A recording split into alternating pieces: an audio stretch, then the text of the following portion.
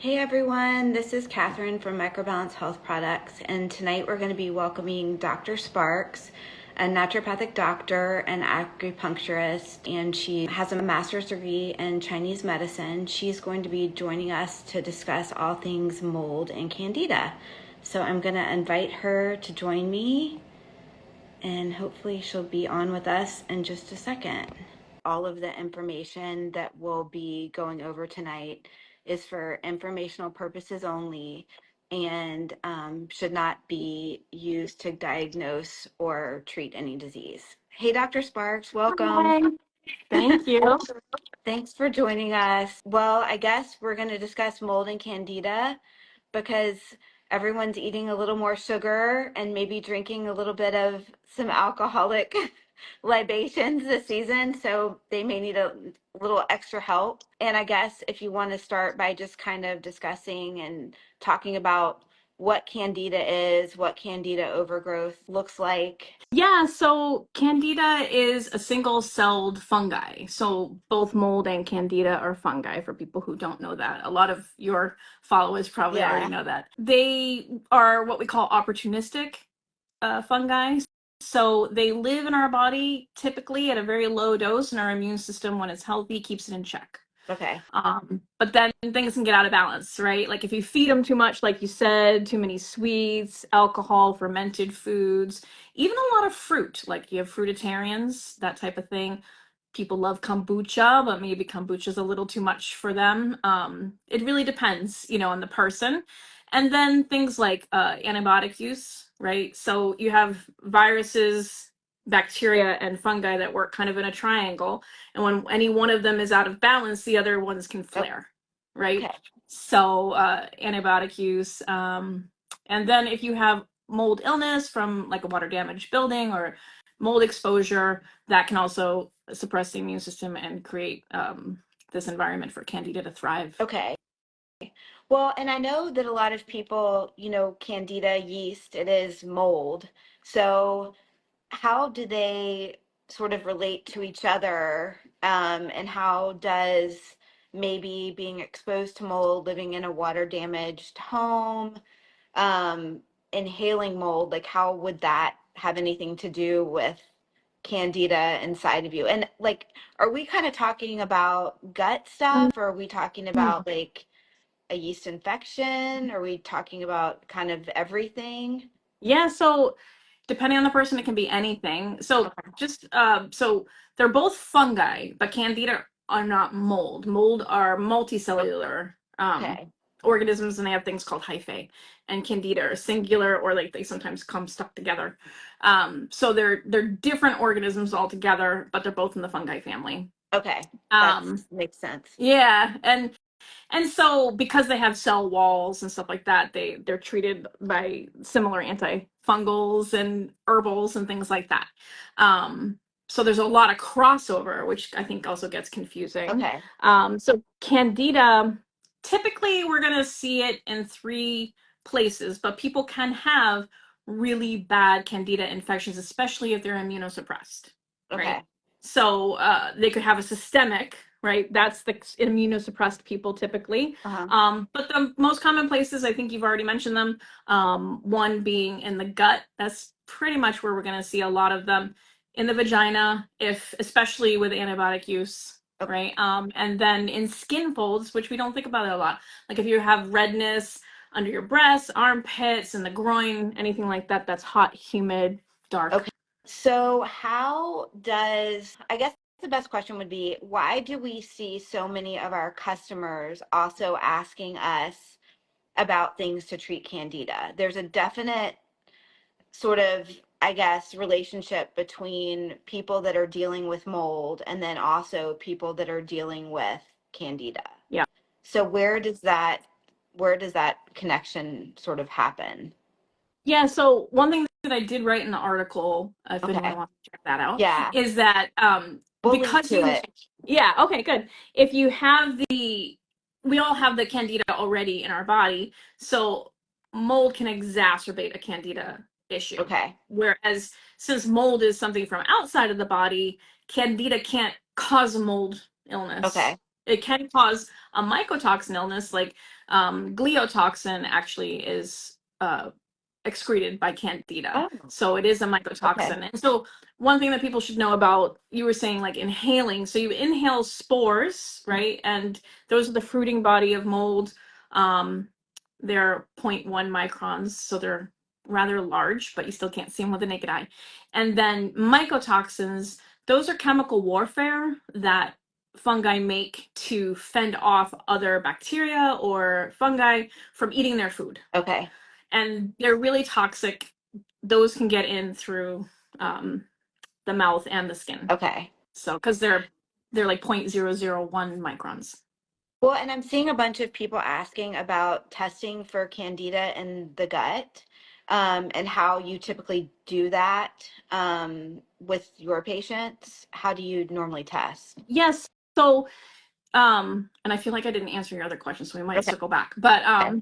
the testing is, it's difficult because, you know, people will come to you and say, I'm having Mhm. gas, not I have a candida Yeah. infection, or, you know, Yeah. or I have this feeling, or this is happening, or my, you know, if we're lucky, they say, oh, this happened in my house, and we know it's a mold infection or something. So where we start is different in each person. So someone might have migraines, Mhm. and I'll do like a urinary oat test to see toxic burden, to see levels of nutrients, and then they might have high arabinose. And then, you know, typically if I see that, I go, okay, well, Candida might be present. That's one of, so Candida also like excretes other toxins Okay. that deplete, like arabinose, that deplete nutrients in the body, like B1, B2, iron, I'm trying to think, vitamin C. Mhm. So just because your liver and things have to use those vitamins to get rid of those other toxins that Candida is producing. And so, oh, okay, I see that. And then maybe I would do then a comprehensive stool test. I like the one from Mosaic Labs called GIFX. Okay.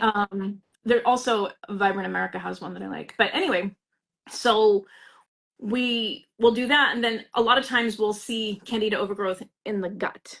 And Okay. then when you see it on the stool analysis, you definitely know, okay, it's in the gut. Mhm. So we'll do that. Then if people can't afford out of pocket functional Mhm. tests, there are things that you can test in blood work that's covered by insurance. And sometimes, you know, we'll have their doctors test or whatever. And it will be Candida IgG and IgM. Those are antibodies. Okay. And I think people know now what, you know, heard about Oh, yeah. antibodies since, you know, 2020. Yeah. They're basically like, I call them like little mines, or what do you call it? Grenades Uh-huh. that the immune system makes to fight off things. Okay. So IgM means a current, and IgG means it's been long lasting, Okay. like chronic. Okay. So you can also do mold IgE, which if that's actually anaphylaxis kind of, you know, like, oh, like a peanut allergy, Okay. IgE. And then there's, for mold illness, some other puzzle pieces. Now, these aren't something that you could say, oh, you have these, you have mold. Uh-huh. But we can say, oh, you have these, it looks like you could have mold, right? Okay. Things like C4A, which is another immune marker, Mhm.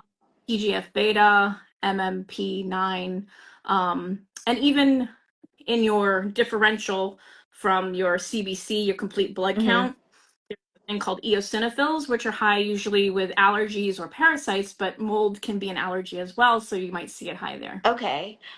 Well, this is kind of going a little bit off of plan, but I was wondering how often, when you're doing these tests on your patients, are you seeing that mold and candida are both present? Is that often? Um, hmm, I'm trying to think of like a percentage. I would say maybe 40%. Okay. Yeah. Okay. So that's pretty high. Yeah. Just because a lot of times, so when people are coming to us, Hmm. typically, we're like we're like the people where they go, "You're my last Oh, hope. yeah. I've done everything." You know what I mean? So it's had time to kind of get in there and infiltrate and cause an issue, including immune dysregulation. Okay. And right now, I'll also say if anyone's looking for Dr. Sparks, it's naturallysue.com. Isn't that correct? The website? Yes. Okay, so naturallysue.com, and we'll put that all in the little caption with the recording. And then you have a mold VIP program, right? Yeah. For okay, So Dr. Sue and I talked about it. We work with Lyme patients a lot and mold patients. And, you know, with chronic illness, including autoimmune disease, it's not a one-stop shop. You know, it's not like, oh, here, take this protocol, take some binders and a few right. antifungals and we'll see it. You know, no. Yeah. You know, so it's like a comprehensive, you got to start here and work your way there. Also, if you start killing too soon, people are going to feel horrible, right? Mhm. And we don't want people to feel, we want them to be able to go to Right, work, you know, or go right. play and have fun with their kids. So, so it's definitely takes at least 6 months for a truly chronically ill mold person, mold sick person. Okay, well, that's good to know. So people know it's not going to be instant. And I saw someone ask if she can treat people in California, and yes, she can. They do telemedicine, telehealth too. Yeah. So kind of wherever you Yeah. are. When you're helping your patients, are you looking at the environment first or at personal symptoms first? At both? Do you always look at the environment, You mean no like matter? a home? Yes. I guess I'm speaking of like the air they're breathing. Okay.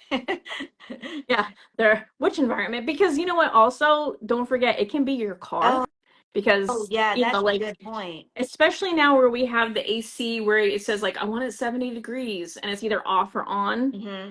You don't have time to blow that cold air out, then it condenses, and then Hmm. all you need is 60% humidity and food, and you've got mold, you know. Yes.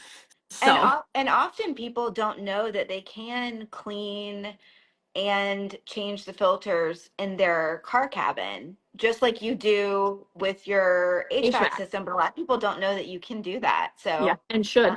yeah, Yeah. and you should for Yeah. sure. And you know, and also work at school. You know, a lot of schools are really old and their HVAC systems are probably not Yeah. great. Yeah.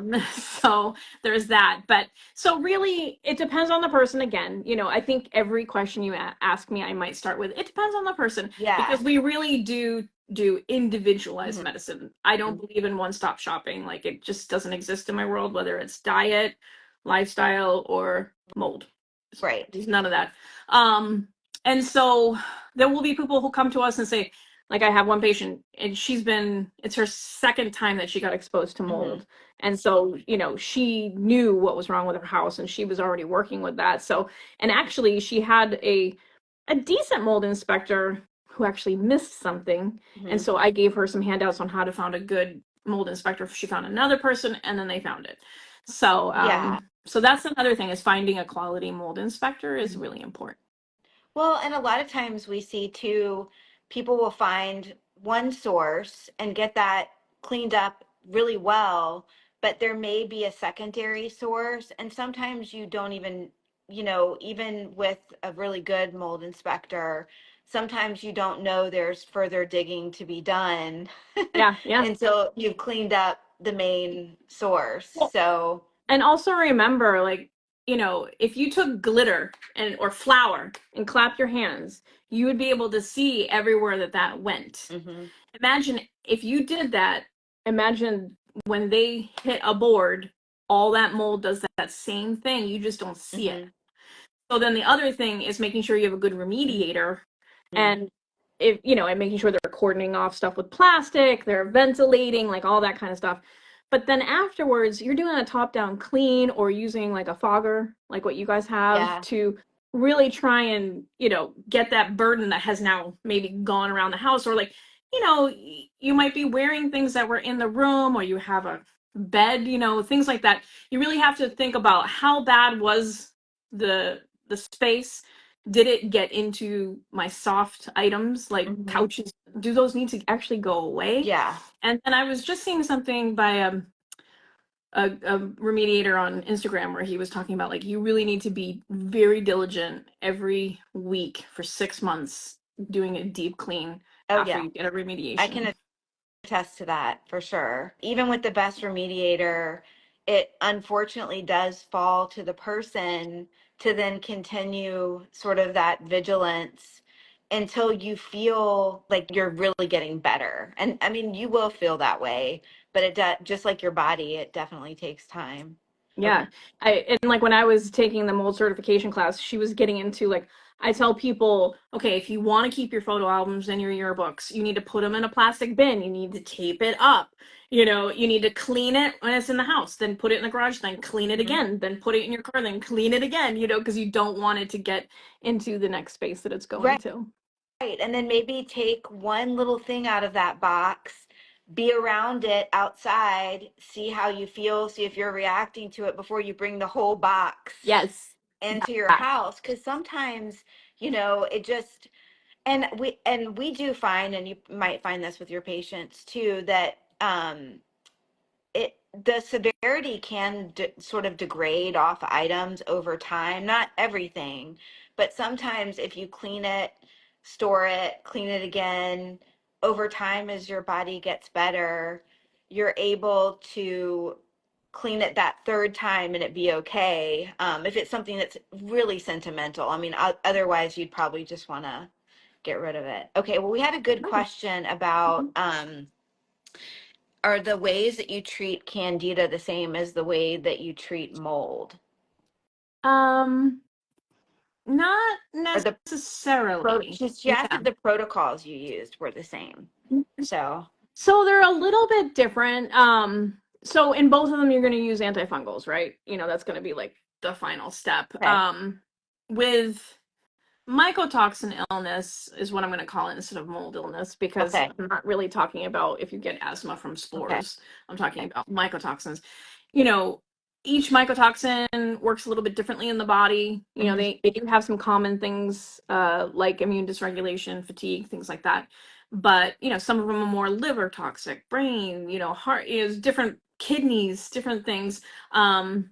There's mycotoxins that bind to proteins that then have a hard time getting out of the kidneys if you oh, don't use like orange, certain bioflavonoids. hmm, So like orange peppers and squashes will help that break that bind. So that was something that someone asked me too, like why even do the mycotoxin test if you know that you're exposed to a water okay, damaged building? okay, that's a And good question. yeah, Yeah, and the reason is because you do treat it a little bit differently. Now, there's things in common to answer that question. You're always going to do foundational mhm, things, right? So, if the person's like, "Oh no, I eat a jelly donut every day before work, or have like a giant frappuccino," no, yeah, or I just need a glass of wine to calm down at night.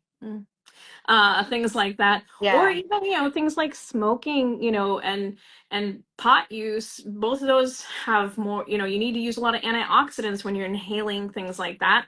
So now those antioxidants are not able to go and help with the yeah, mold or the candida. yeah, yeah. That's really Sleep. interesting because so you're actually using like something like a urine mycotoxin test, or she mentions this in the article, everyone, if you're wondering where I'm getting this from, but it's called like My Myco Lab. It's which is a blood test. So you're actually using those results to look at the mycotoxins to decide on treatment for that person rather than just Yeah. mold. Yeah. Mold. Yeah, Yeah. I mean, yeah. and like I said, there are things in common. So, so we do with fundamentals would be diet and lifestyle. Mhm. And then, with mycotoxin illness, then you're using things to protect, right? You're using oils to protect. Um, what they Dr. Crinan used to say in class, he was an environmental medicine teacher. He would say, the key to pollution is dilution. Mhm. So you have all these fat soluble mycotoxins, right? And so you want to dilute them with healthy fats. Okay. So also just increasing things like avocados and olive oil, things like that. All that's going to be beneficial, like, good wild caught Mhm. salmon, really kind of changing up the diet. Now, I don't believe in strict diets for more than 6 months. I call them therapeutic diets. We do them for a reason. Mhm. But when you start doing them for longer than that, then sometimes you end up with nutrient Yeah. deficiencies and things, microbiome imbalances, things like Mhm. that. Um, I don't know why I got off on that tangent, but I think it's very important. So then, yeah, we do protection. And then you're getting more into drainage, so at a cellular level, making sure that we're eliminating properly, Okay. and then killing. Because if you skip those parts, then the killing is just going to stir up this big mess. You'll have dead immune cells, you'll have toxins, they're all roaming around the building with nowhere to go. I mean, the body with Right. nowhere to go.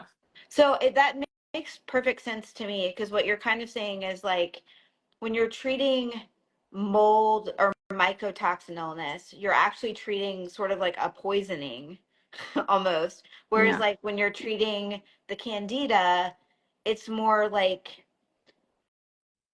I don't even know what the right word would be, but more of like an infection Kind or a little yeah, bit I of, mean, okay. yeah, and so like I said, candida is in everyone's body at a very low level anyway. So it's something that the body is not, when it's in balance, the body has no problem with it. Hmm. When it's out of balance is when we have a problem. And also when a lot of candida infections are, in the gut or in the skin or in the vagina, places that are kind of easily accessible, Hmm. it's easier to kill than, and you're not killing mycotoxins. Mycotoxins aren't alive, you Right. know. Now, if you have colonization, if mold spores got up into your sinuses and they're sitting in there, because sinuses don't have a lot of blood Uh-huh. innervation, right? So that's why people take antibiotics. Well, a couple of reasons people take antibiotics for sinus stuff. One, it might not be bacterial, it might be Yeah. fungal, right? And then Yeah. the other reason is there's not a lot of blood in there, so we're not getting a lot of the antibiotic to that area. So it's very important to do like, nasal sprays. And actually, I've been trying your sinus spray. Oh Oh my yeah. gosh, it's homeopathic. I love it. Like, I feel like I can take bigger breaths now. Yeah, I mean, I always have it in my purse, especially Yeah, when we travel. yeah. Just even, if you're sitting in an airport for a long time, I get out and spray my nose, make sure none of those mold spores or little things Smart. kind Or of found their virus, way in whatever. there. Yeah. Yeah. Okay. Well, there are a lot of questions coming in. Okay. I saw one about, what can you do if you can't take antifungals? Because she's Mhm. worried about it being too hard on her liver and her kidneys.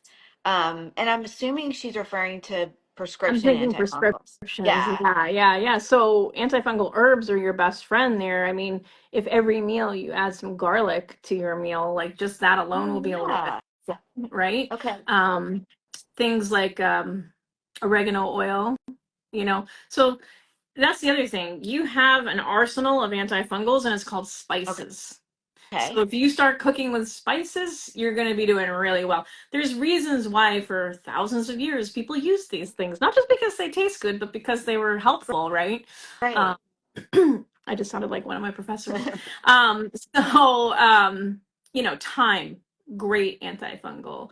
Garlic, oregano, you know, you start adding those to all your soups and roasted veggies and stuff. Just that alone is going to help. Plus, cutting down on sugar for candida. Also, mold. If you have mold, it will eat sugar, carbohydrates. Um, but also, if you have mold illness, decreasing um, foods that actually have mycotoxins in them, like peanuts Okay. or coffee. Um, Coffee has mycotoxins. Sorry, guys. Well, It's well, probably speaking like the one thing everybody hates me for. well, Coffee. speaking of food, do you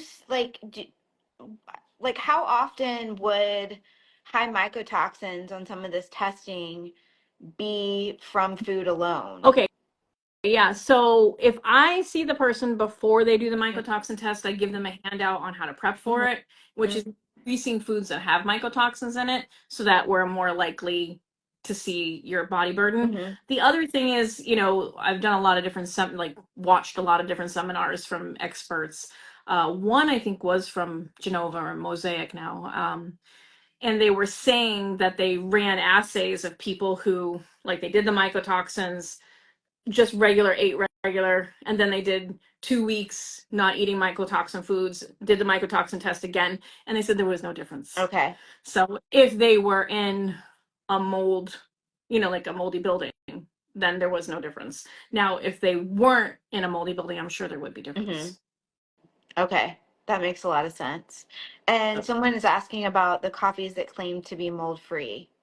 Um, you know, I can't speak to saying like yes, I know because I haven't done any third party testing mhm. myself, but I would rather use that coffee than not. And if you need to do decaf, always make sure that it's water processed decaffeinated and not chemically decaffeinated. Okay.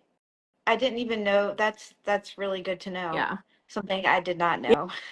Yeah, they Um, use things like formaldehyde to decaffeinate coffee. okay. So when it can be done with water, why are we not doing that, you know? Yeah. Okay, well, I have got a question that goes with the antifungal question, and we get it actually a lot from customers. So this will be good for both people joining from Microbalance and not. Some of our natural antifungals that we sell, they're like blends, with like caprylic acid, oregano. One of them has like some proteolytic enzymes in it. But how long I know with, a prescription antifungal, you're given a specific amount to take like for 7 days. But with a natural antifungal, how long could you be on something like that? Is there a risk to taking it for a longer amount of time? Those kinds of things. I know with natural products, they're a lot more broad spectrum because, something like oregano isn't just antifungal, it's also antimicrobial, and things like that. So I didn't know if there was too much of a kill factor. Yeah, so when it comes to supplementation, yes, you need to pulse things, you need to rotate things, you Mhm. need the body, especially learning what the past 10 to 20 years how much we've learned about the microbiome. Mhm. Like, like you said, a lot of them are more broad spectrum. So the great thing about them is they have, you have two different, three different, four different herbs, like, with multiple different mechanisms of action, you're going to get a pretty good result. And they work symbiotically. Mhm. But when you're using them in high concentrations, like Yeah. I said, we've been doing it for thousands of years, but not in pills, Right. right? And Okay. so that you definitely have to pulse when you're using pills. Okay. And then we have a question about, does keeping coffee in the fridge help? She says serious question. Well, I would think so, just because if there is mold in the coffee, it needs to be warm, I would think, to grow, Mhm. So, yeah, I would keep it in the fridge. Okay. And here's a question, and this you covered this in your article, so this might be good to talk about, but SIBO and mold, and I guess SIBO and Candida, um, is there a connection with that? I know there is with mold. Yeah, yeah, there is. And, but also remember, like, oh, so SIBO is, for people who don't know, small intestinal bacterial overgrowth. We have a little bit of normal flora in the small intestine, but most of it is in the large intestine, which we also call the colon. Um, and so when we do stool tests, we're really testing the colon. To do a SIBO test, you kind of have to do a breath test. We need to give them their food and see if they're producing and get the gas, because it's in a different part of the intestine. Okay. So yeah, I mean, basically, really what I need to talk about is the terrain, right? Okay. So, as a vitalistic naturopathic doctor, we believe that for most people, unless you're kind of end stage, and even still there's miracles, right? Hmm. Um, that if you give the body what it needs, take away what it doesn't need, which is the obstacle to Right. cure. Usually it's the thing they don't want to give up, right? Or it's the moldy building or whatever it is. And Uh-huh. then they have the energy to do the function, and we can clean their blood and, help them with elimination, that they can heal. But when they're kind of living the standard American lifestyle Hmm. and eating this we call the SAD diet, the standard American diet, then the terrain is your body, mind, body, spirit, and genetics, right? So traumas are included in that. Your genetics are included in that. Like someone I saw talked, they had the MTHFR gene, SNP. All of that's part of it. There are different pillars in that terrain. So when the terrain's out of balance, any one of those things can flare. And typically, if one is flaring, multiple can flare because the immune system is dysregulated. Okay. That makes a lot of sense. And that's why, like, I think we connected because we so believe in removing the obstacle, which is the actual mold, rather than, Right. just doing all of these protocols and things, hoping something will work. Yeah, I Um, mean, we had one family that I was seeing different people in the family for, I don't know, maybe 6 months. And, some of them had respiratory issues, some of them had fatigue and hormonal issues. And I kept on being like, I think this is mold, I think this is mold, and then some of them had no issues, right? So then that's where the genetic variants come in, and it's really hard. Like if you have a mom and a kid who are sick, and then like the dad's like, I think it's in your head, right. like because they're fine and maybe two other kids are fine. Well, I was like, we gotta do mycotoxin test. We did it. Yes, there's mold, blah, blah, blah. And then finding the mold. And then they got air filters. I think somebody else popped a question up. They're like, what can I do if I'm in a moldy place? Well, I mean, you can try air filters. The two that off the top of my head that I like are Air Doctor and IntelliPure because they can actually get Oh, mycotoxins. wow. Okay. The other ones only get spores. So just so you know that, look at the microns. Um, there might be some others that do microns, but it's be 0.001 microns or more. Mhm. Anyway, and so they did that, and they're doing protocols and they're doing everything right, and they're still not 100%. And then they moved, their lease was up, they moved, and then they called us and they were like, within 2 months, we're fine. Yeah. But also because they were doing all of their protocols and all the stuff, so they healed very quickly once they removed themselves from the mold. So while yes, we can help you feel somewhat better in a moldy environment, the key is to get out or fix the moldy environment.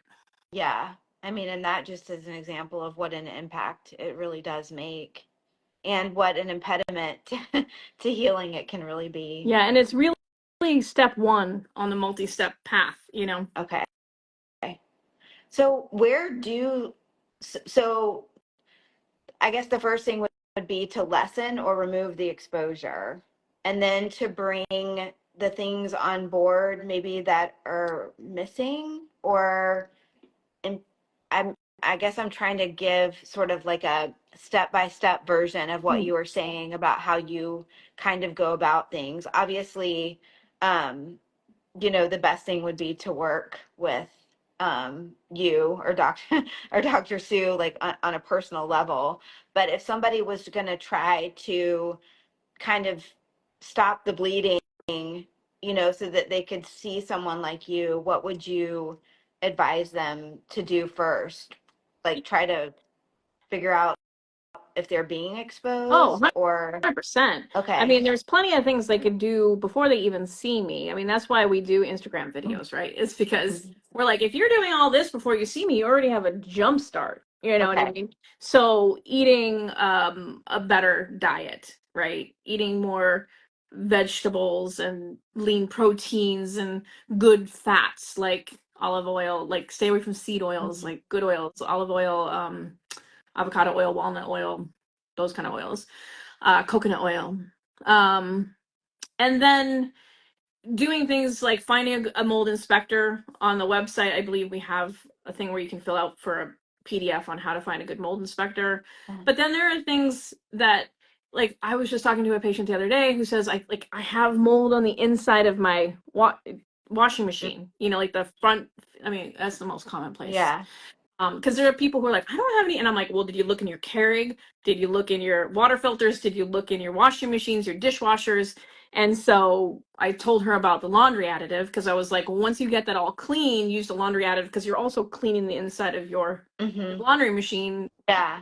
and your clothes, Yeah, because you're wearing it and sleeping in it if it's in your washing machine. So Yeah, I yeah. remember the Dr. Krista, she's the one that I learned from about the mold certification. She was like, honestly, it's the people who are kind of neurotic about mold that become safe for mold. Yeah. You know what I mean? Because, we go, oh, like even I was saying to a friend the other day, like, I'll take your candle to a hotel because you never know what an HVAC is like in a hotel.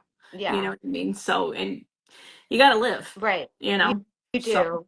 And if you can have like a little arsenal for your travel or for those, like the drops, yeah. unforeseen exposures, you're kind of, it also helps the nervous system to have that little arsenal of things with you Well, so and that you don't kind of yeah, go spinning out of thank control.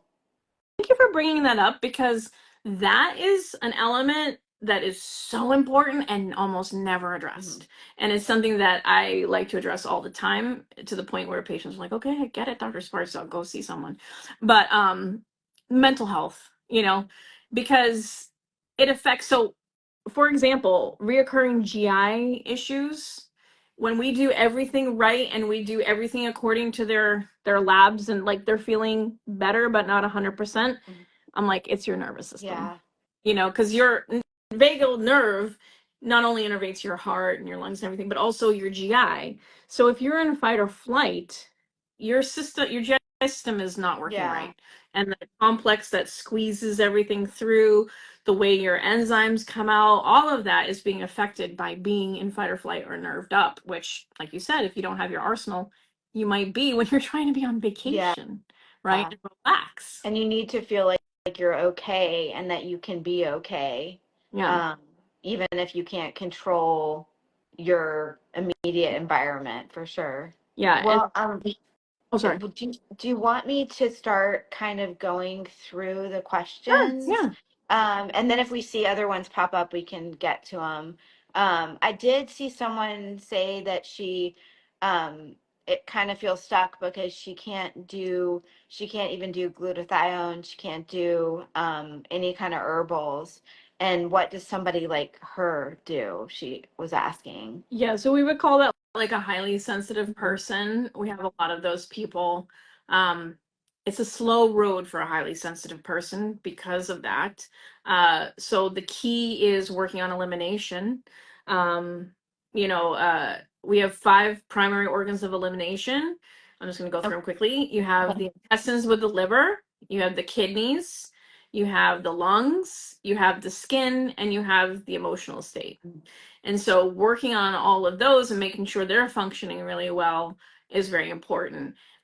We have secondary organs of elimination, including the uterus, the skin again, and then things like hair and nails and Oh, tears, saliva. yeah. Um, but when you think about the skin, so and as a primary organ of elimination, it does sweat and oil, Mhm. right?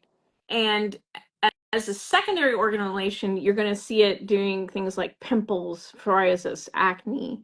Very Yeah, so interesting. when Yeah. see people like that, you're like, okay, they're having kind of like a immune reaction from the fact that they're like overloaded, Mhm. right?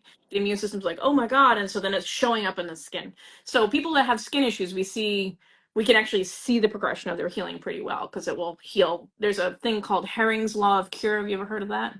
No, I haven't. Yeah, so Herring's Law of Cure says that we heal, let's make sure I get them all right, from the top down, from the most important to the least important, from the most recent to the furthest in the past, and from the inside out. There's 4. Oh, And wow. Okay.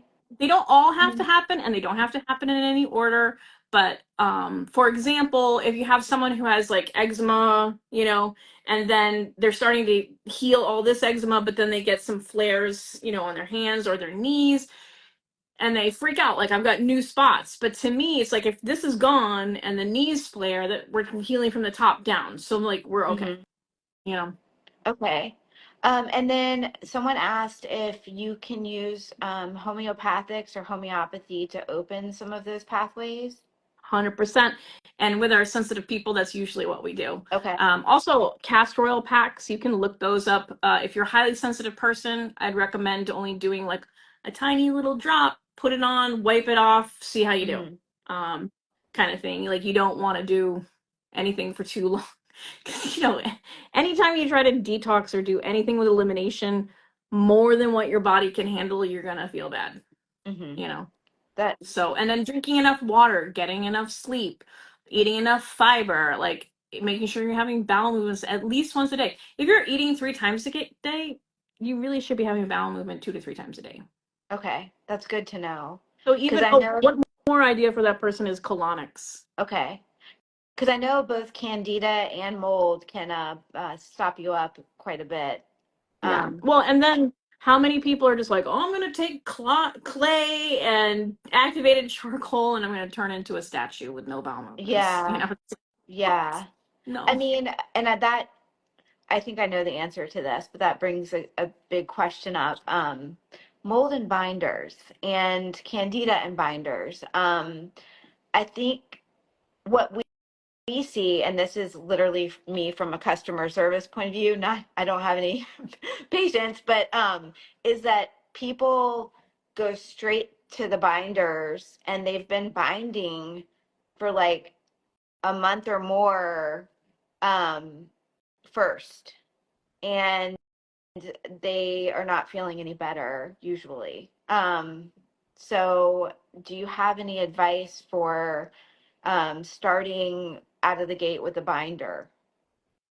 Well, number one, don't give binders to kids. Don't give store-bought binders to kids, you know what I mean? Because you can cause failure to thrive, right? Because it can bind nutrients. So I wouldn't do that. There's plenty of food binders, like anything that has fiber in it is going to bind.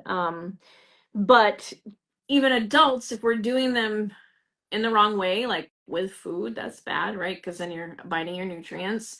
Or clays and charcoals, they can stick around, especially if you're not having really good transit, right? And so again, you're decreasing nutrient absorption, and you need those nutrients to heal the body, Yeah. you know. And you can be causing things like constipation, which is really bad. And then what are you binding? Like if you're actively breathing in mold spores and swallowing mold spores, I guess, you know, then you could start out of the gate. But otherwise, what you're binding is bile acids, right? So is your liver even processing mycotoxins? Yeah. You know, that's why we use glutathione, is to like try and help people process mycotoxins more. And then some of them go out the bile, but then a lot of them go out the kidneys, right? And so then you need to have your bioflavonoids on board, because kidneys need help with that. So so binders are helpful, but also some like spore probiotics are binders. Oh, that's good to Yeah. know. 1 cup of kale steamed is a great binder, or you know, I think Swiss chard, you know, those leafy greens, Yeah. great binders. And then seeds, you know, for those FODMAP people, seeds like pumpkin seeds. What's the other one? Is it sesame seeds? I can't remember off the top of my head. I have a list, but there's certain seeds that you can grind up and they'll work as binders as well. Food binders you can use all day long. Yeah. I Like if you're live in eating the food. yeah. I live in the South, so okra is Oh, yeah. abundant, and that could be a pretty good binder. Yeah. You don't sound like you're from the South. Not born here, shipped Okay. here, but yeah. Oh, chia seed. Are chia seeds a good binder? Chia seeds, flax seeds, Okay. yeah, anything like, also don't buy, see, there's always a caveat, right? Sorry, guys. With flax seeds, don't buy pre-ground, grind them yourselves, because the oils are very sensitive in flax seeds. So you want to keep them in the fridge, you want to have them whole, and then grind them as you need them, because as they're exposed to air, they can get rancid. Oh, that's good to know. And then we've got a question that says, can you explain the histamine connection with mold and candida? Well, yeah, I mean, um, there's a couple different things. Like, it's funny when people ask me questions, my brain goes in like 6 different Yeah. directions. Where do I follow? One is there is the allergic response, right? So the body sees something, it says, oh, you're not a virus, you're not a bacteria, you're an allergy, right? Like I told you, those eosinophils, those are like allergic type of uh, immune cells that have granules in them. They see a mold, they'll poop, they'll open, granules go everywhere. Histamine, you know, mast cells that are in tissues, they can degranulate when they see things like molds, and because they're trying to mop it up, you know, it's like a minefield. Like they're trying to kind of mop up the what they think is an allergy, but it's causing higher histamines. So then there are, oh, I'm trying to remember. I think it's gliotoxin. Can't remember. Sorry. So many things on my mind.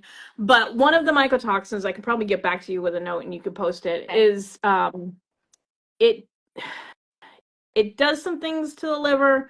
that makes it so you have a hard time with sulfur, Okay. like sulfur foods like garlics and onions and stuff like that, that can also create a histamine reaction. So there's like this whole component, and that's actually what I had when I had mold illness. I didn't even know I had mold illness for 2 years. Oh, wow. And I was already a naturopathic doctor. I was sick Yeah. with mold, didn't even know it was mold, you know. I found out in hindsight doing the mold certification class.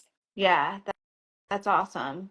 I mean, it's funny how like something It that can happens. hit you hard can become your passion for sure. Yeah. Um, Yeah. and then what Yeah, about sulfur and glutathione. I just saw that one. That's, yeah, those people will also have an issue with glutathione. so could they do something like NAC? NAC Would that also has sulfur in does. it. NAC, Okay. N-acetylcysteine, is one of the components of glutathione. Okay. So it's a precursor. Or okay. Yeah. And it's the part that has the sulfur. That's why it smells stinky. Gotcha. Good to know. I don't know any of this. Okay. Let's see. We have a question that says 6 months on itraconazole, and I hope I said that correctly. And my mycotoxin test came back higher. Any insight onto as to why? Well, I mean, the obvious reason is maybe you're still in the mold, right? But the less obvious reason might be, so remember that is an antifungal. It kills molds. When molds think I'm in danger, they produce mycotoxins because they think I'm going to die. You know what I mean? Like fend off the thing. So you're going to get more mycotoxins when you're killing mold. The other thing is mycotoxins are fat soluble. And so you could have no more mold exposure. You could have gotten rid of all the mold in your body. And then you could go do a sauna for 20 minutes and come out with a really high mycotoxin test because it's coming out of storage. Okay. You know. So would losing weight cause losing weight, definitely. Okay. That's interesting. Ozempic, I bet there's a bunch of mycotoxin people walking around on Ozempic. Yeah. Well, I mean, these are things that people don't think about because, I mean, I'm not going to go down rabbit hole, but you could be, unknowingly really increasing the toxicity in your body. Oh, yeah. So remember, mycotoxins are not the only fat-soluble toxin. Lots of the chemicals in our environment, including Roundup, glyphosate, a lot of the toxins that come from plastics, and phthalates, they're all fat soluble. So they go through the dermis pretty easily. And then the body is really, really smart and goes, oh, I don't want this in my brain. I'm going to go put it in the fat. I don't want this in my heart. I'm going to put it in the fat. And then we're like, oh my God, I'm 10 pounds overweight, and the body's like, please don't get rid of it, So unless you're also eliminating and maybe doing saunas or things like that, like, you be careful when you're losing weight, especially if you've been exposed to any sort of toxin. So would weight loss resistance maybe be a sign that you're toxic? Yep. I mean, I don't know how else to say it, but that maybe you're not able to lose weight because there's like the terrain isn't allowing your body to do that. But okay. Yeah, I once made this really cool chart and it showed like all the different reasons for weight loss resistance, and toxins are a huge part of that, and all different kinds of toxins. That's why doing like a urinary oat or Vibrant has a total tox burden that is great. Those types of labs are great, mycotoxin labs. And then there's things like obviously hormones, there's calorie to exercise ratio, but that's probably the one that's the least common because these people come to you and they go, I'm doing all the things that I've been told to do and it's still nothing's happening, nothing's budging, and then also trauma. There's a lot of research with trauma and weight loss resistance. That makes so much sense. That really does. With anxiety and stress and also all of that. So like protection for people that have been abused, Oh yeah. There's so many layers. Yeah, we're very complicated people. And yet, that's why I'm so against one-stop shopping, like one size fits all kind of. Yeah, it's really hard because I think sometimes people get a diagnosis and then they just go after it like a target. And sometimes that's just one piece of the puzzle. Yeah. So, Well, okay. Well, I was gonna say that's another reason for like the 6 month program is mhm. because as we get to know you and take away the layers of the onion, like things pop up that you may not have even told us during the Yeah. intake. And COVID virus seemed to make things worse. Yes, for sure. Yeah. And then, okay, here's another question. I'm having recurrent yeast infections and candida. My doctor keeps giving me antifungals. Should I test my apartment for mold? Yes. Okay. 100%. Yes. Yes. And then also look at those other factors that we talked about earlier, the lifestyle factors. See if you're doing anything that's contributing to that. In fact, I had someone with a young baby who was having fungal rashes. And I was like, okay, but mom, we have to look at your diet and we have to look at, your exposures and things like that because you might be the reason that he's being affected that way. Yeah. Because she's breastfeeding, just for people So who like the recurrence and then like the resistance to, I guess, the antifungals are big clues. right. Okay. And so is there a candida diet that you recommend? You kind of touched on diet, but is there one that you sort of, I guess, push your patients towards or a good resource for a candida diet? I have tons of handouts for patients, Okay. so that's what I use. But Okay. basically, the basics are decreasing simple carbohydrate. Well, in the beginning, for the first couple of weeks, like elimination of carbohydrates. So you're almost doing kind of a paleo, right? So you're no fruits, no grains, no sugars, decreasing no vinegar, no alcohol, no like kombuchas, things like that, no fermented foods. And then as it gets better and you're doing the treatment, you can add a little bit of blueberries or, like low sugary, kind of like some quinoa, things. And I got a question too. What do you think about, should people stop drinking tap water if they're struggling with candida? I so I think you can just stop the sentence at should they stop drinking tap water? Yes. Okay. Okay. Like filter your water, people. Yeah. Yeah. Okay. If you even looked in one of those pipes, you would go, "Oh my God, I can't believe I drank that." Yeah, I think they were most concerned about like the chlorine, the added chlorine. Oh, yeah. Yeah, I guess, chlorine is definitely, so if you're getting like a Brita, you're basically getting like big particulates and you're getting chlorine, right? And fluoride. Oh, well, no, fluoride's not coming out of that. So just chlorine and big particulates. But then if you get better and better and better filtration, like even a Berkey, like you can get fluoride filters, so you can get fluoride out of that. oh, that's awesome. Okay. And then this is, why wouldn't just antifungals work for both mold and candida? And you've kind of answered that, Yeah. but I guess. Yeah, because unless you have mold in your body, an antifungal isn't going to get rid of mycotoxins. You have to work on mycotoxins as well. Yeah. I think that's And you, both solutions. yeah, covered that. Because I think people are thinking that they're connecting, I guess, that they're both fungi to that they would be, I guess, quote, cured in air quotes by the same thing. Okay. Well, but and one caveat there is if you are living in a water damaged building, you are most likely getting colonization of the sinuses. So I think it's very important while on any candida or mold protocol to be rotating sinus sprays that are antifungal, not like the ones you get from CVS. Okay.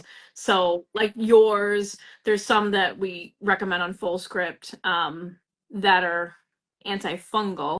And then I always, even with probiotics, anything I always say like rotation is important, diversity is key, right? So the more we can get, the better. And so yeah, you want to be doing that the whole time, and I would still do it until you're not feeling any symptoms. Yeah. And you can even start with doing like nasal lavage, like either like the bottles or the neti pot, get the mucus cleared out, and then put in the antifungal. That's going to be better. The other thing I do is in the shower, I have eucalyptus or thyme essential oil. I do a couple sniffs of that before I leave Yeah. for the day. Yeah, that's great. And a little hack too that we tell customers is a great place to do your nasal rinsing is the shower, because all the steam opens you up and helps you really just get all the gunk out of there. Especially if you've got, like, if you're swollen from, maybe a reaction to something, or you're all swollen shut, it can open you up so you can actually get some stuff out. Yep. So. And then does colonization of the sinuses cause headaches and migraines? It can. Yeah, Okay. definitely. That would be more the frontal headache, right? Okay. If you're getting like a headache in the back, it's usually that's more like a stress or tension headache Okay. kind of thing. But yeah. So with the sinuses, would people know they're colonized? Would that feel like a sinus infection, but it's fungal? Okay. Yeah. So, what was I saying? Okay. Like in Chinese medicine, when mucus is yellow, we call that hot. And when mucus is clear or white, we call it cold. Oh. And so when someone is saying like, "Oh, I have a sinus infection," and I ask them what color is their mucus, like, this is really gross, guys, but like not just blowing your nose, but sometimes like, when people like kind of get it down the back of their throat and then spit it out, definitely check the color. And if it's clear or white, it's more likely, or green, like not green, yellow, green, green, it's more fungal. If it's yellow, it's more likely bacterial. Oh, good to know. That's great information. And Okay. if you're resistant to antibiotics, if you keep going for sinus stuff and the antibiotics aren't helping, it's most likely fungal. Yeah. And taking all those antibiotics So hard on can make the your fungus gut. worse. Yeah, and it's going to make all fungal issues worse. So Yeah. And Jen's asking what about ice pick headaches? ooh, that can be from a lot of different things. Okay. Yeah. Okay. That one's yeah. Yeah, I know it's hard because it's like with one little symptom, you can't diagnose anything. Yeah. Okay. And then one of the last ones, and this one might be a good one to sort of end on, is how do I work with you?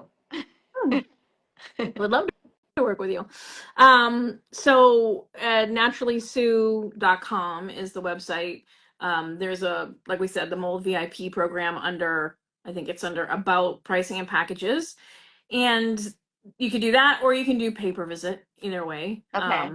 But I think for mold people, the great thing about the package too is it offers a free mycotoxin test. Oh, that's It's like cool. included in the package. And then 10% off supplements and unlimited emailing. So there's, a lot more support when it comes to like the package. Okay. Yeah. All right. Well, I think this has been great. I think we've covered a lot of stuff Yeah. in an hour. Yeah. But if there's any last questions, go ahead and send them. But otherwise, I think we'll probably sign off. And then this will be, you can watch it because we're going to put it in our feed. And then it'll also be in Dr. Sparks's feed because she's a collaborator. So, and then her articles on sinusitis wellness, we'll put that in the caption. Oh, bowel movements. What? It kind of switched. I can't see it. If you had that question about bowel movements, could you type it again? I'm sorry, it switched so we can't see it. But if not, maybe you can shoot a DM to Dr. Sparks. All right. Okay. I think we're good. I think I can that's say it. it I can say it. again. Okay. We're like, what is it? Sorry for the pressure. No worries. There was somebody else that wrote a comment on yours. Does that Okay, there's one. Does everyone eventually get better? Honestly, not 100% if they don't get out of the mold. If you get out of the mold and you're working on mold with a mold literate practitioner, I would say yes. But you have to get out of the mold. Okay. She said when she's around mycotoxins, like she can't have a bowel movement. But when she gets out of them, it starts to go back to normal. And I think she's kind of wondering if that's normal or if that's something that you see, or is it just like a nervous system thing? Like, It could be. I mean, I haven't seen a lot of that. Usually people are either tend to be constipated or not. mhm. But I had someone who said when they leave the country, all their bowel stuff gets fine, and within 2 days of coming back, it gets bad again because of the way America makes their food. Um, yeah, so it could be even mycotoxins from the food that you're eating. So maybe try a low mycotoxin diet. Okay. And you can try our laundry additive for your clothes if you want to. I saw that you just felt great until you open your clothes bins, but it may be, I mean, honestly, sometimes things just can't be cleaned, but you can get the candles at our website, microbalancehealthproducts.com. I think there's a link to it in our profile. I'm sorry, Michelle. Hopefully it'll What might get happen? better. Man. Then you might also be someone that definitely needs to do nasal protocols. Because also remember, like when you get postnasal drip, when it comes out of the sinuses, we swallow it, and then it goes Oh, through our gut. So mhm. you're kind of reseeding the gut. So maybe a nasal protocol might be something good for that that's person that's too. that's great And advice. Yeah, then for the you to candles. try. Oh, and then you were telling me for that patient question today, like that they can clean their dishwashers Oh by yeah, you can put it in your dishwasher. You can put it in like where you put like jet dry or something if you want to just run it with that. And it can almost be like a rinse. I mean, and even if I always tell people, even if I know it says laundry or even the mold solution concentrate, it's all food grade and food surface safe. I mean, there's truly you could drink it. I mean, I wouldn't drink the laundry additive because it's got tea yeah, tree oil in it. right, So, right, right. but yeah, you can, even if some is left a residue on your, dishes, it won't hurt you, is what I was gonna say. But yeah, you can use it in your dishwasher for Well, sure. and let me tell you how much less toxic that is compared to like Cascade, Hmm. right? Like we're Yeah, eating off that. Like, why are people? No. Um, yeah, that's why I love your products because it helps with mold and you're not adding to the toxic burden, yeah.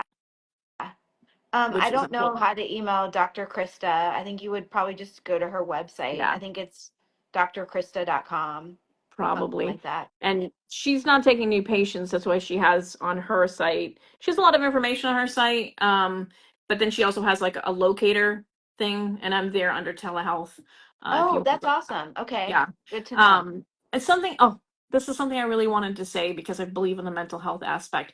She has a meditation on her website that helps. It's like a guided meditation that helps with people who have been dealing with mold illness and their nervous system, like you said, is all wrapped up in the mold Yeah. illness, and it can actually help you start to disconnect from the fear of the mold illness. Oh, that's awesome. So you can Because go there on is like PTSD from 100%. it. Yeah. Um, Losing everything, having to move numerous Not times. I being able mean, to take care of yourself. yeah. Like literally not being able to get out of bed and go to work and take care of Hmm. yourself. Yeah. And people telling you it's all in your head. Yes. Yeah. I can't tell you how many people have been told that. Yeah. And then by doctors telling them, "Oh no, that's not a thing." Hmm. I had a 2-year-old patient that when she was perfectly fine, she was progressing well, and then she completely declined. And they told her, I mean, she went to top-notch places that I won't give names to, and told her, "Oh no, this is a genetic thing." Well, okay, but all the other doctors saying it's not a genetic thing. And why is she and the dad, who doesn't have the same genetic variant, having the same symptoms, Hmm. right? Yeah. And Riddle me then, that. oh, lo and behold, the bathroom's filled with mold. They move out and they do some protocols, and she starts talking and walking again. Yeah, that's amazing. Yeah. I mean, definitely keep digging if no Be one wants to help you. your own best advocate Yeah. and believe yourself. You know you. Yeah. Well, thank you so much. I think this has been great. And I'll let you go and have a good night. And Thank you. Thank you, everybody. Bye. Bye.